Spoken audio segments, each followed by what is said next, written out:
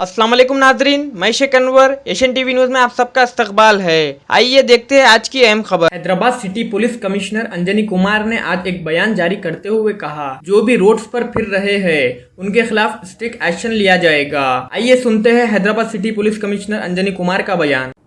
हमारे हैदराबाद के दोस्तों, जैसा कि आप जानते हैं, कोविड-19 कोरोना वायरस, इसके खिलाफ केवल हैदराबाद या तेलंगाना, हिंदुस्तान में ही नहीं, सारी दुनिया में जंग चल रही है।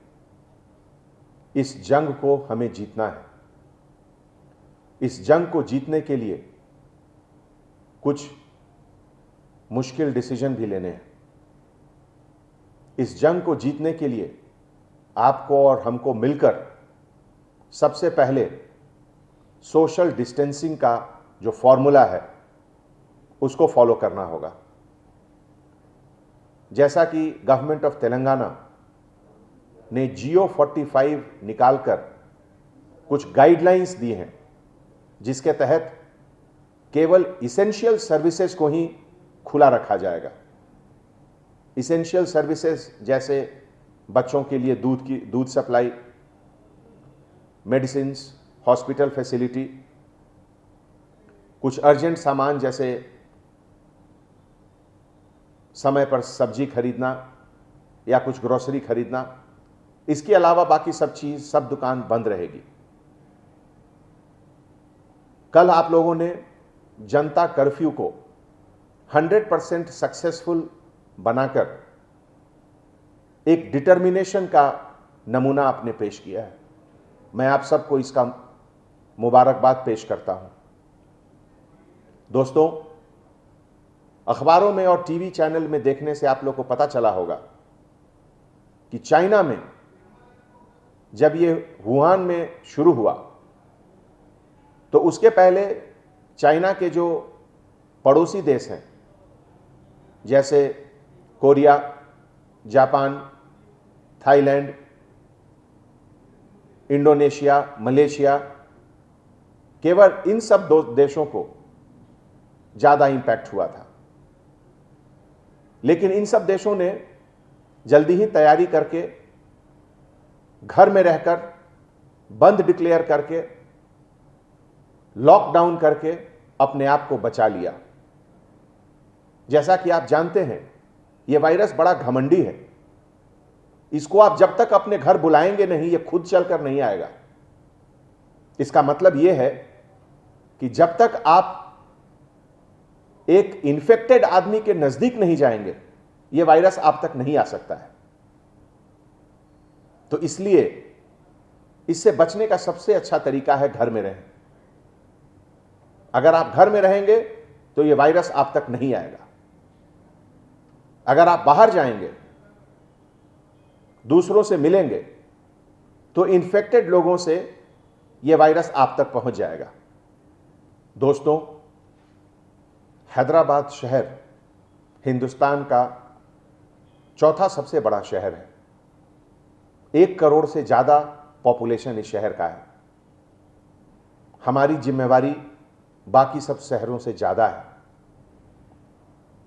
आप गवर्नमेंट के द्वारा दिया गया सभी गाइडलाइंस, जियो 45 और बाकी सब इश्यूज जो हमारे चीफ सेक्रेटरी साहब, हमारे डीजीपी साहब ने आज प्रेस मीट में कहा, उसको बहुत स्ट्रिक्टली फॉलो करें। पुलिस डिपार्टमेंट के तरफ से लॉ एंड ऑर्डर और ट्रैफिक सभी ऑफिसर को यह ऑर्डर दिया गया है कि सड़कों पे जो अननेसेसरी घूम रहे हैं उनको रोका जाए। हैदराबाद शहर में किसी तरह का ऑटो का मूवमेंट अब से नहीं होगा। उबर, ओला और इस तरह की टैक्सी सर्विसेज बिल्कुल अलाउड नहीं है। आप लोग अगर ऐसे वक्त पे डिटर्मिनेशन के साथ काम नहीं करेंगे तो यह बीमारी फैलता जाएगा। अखबारों में आप लोगों ने देखा होगा कि इटली और स्पेन शुरू में बहुत लापरवाही के साथ इस बीमारी से लड़ने का प्लानिंग किए उनकी लापरवाही उनके लिए बहुत महंगी पड़ी। आज इटली में चाइना से ज्यादा मौत हुआ है इस बीमारी के कारण। मैं नहीं चाहता हूं कि जिस गलतियों के कारण इटली और स्पेन में लोगों को नुकसान हुआ वो नुकसान हमारे शहर में हो। इसीलिए मैं आपसे गुजारिश करता हूं कि आप इस पूरे एडवाइस को बहुत सीरियसली लें। घर के अंदर रहें, घर के बाहर केवल इसेंशियल काम के लिए जाएं। जहां तक रात का वक्त है तो रात को एक भी आदमी बाहर सड़कों पर उनको निकलने नहीं दिया जाएगा। अगर किसी को जरूरत है मेडिकल इमरजेंसी का तो मेडिकल एम्बुलेंस को बुलाएं। हम लोग हैदराबाद शहर को और तेलंगाना स्टेट को आपके लिए बचा कर रखें। अगर 10 इंसान गलती करती है तो ये 10 इंसानों की गलतियों के कारण पूरा शहर परेशानी में पड़ सकता है। इसीलिए उन 10 लोगों को आप और हम मिलकर डिसिप्लिन के साथ कंट्रोल में रखेंगे। मैं पूरी उम्मीद के साथ आपसे यह बात कर रहा हूं। कल आप लोगों ने दिखाया कि हमारा डिटर्मिनेशन क्या है। वही डिटर्मिनेशन 31 मार्च तक हम लोग को दिखाना है। आप और हम मिलकर हैदराबाद शहर को इस वायरस से बचाएं।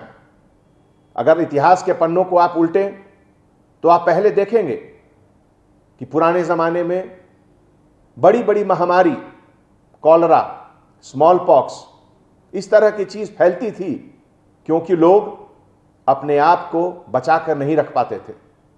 आज जब आप और हम अच्छी तरह से जानते हैं कि अगर घर के अंदर हम रहेंगे तो अपने आप को बचा सकते हैं, तो फिर बाहर सड़क पर क्यों निकलते हैं।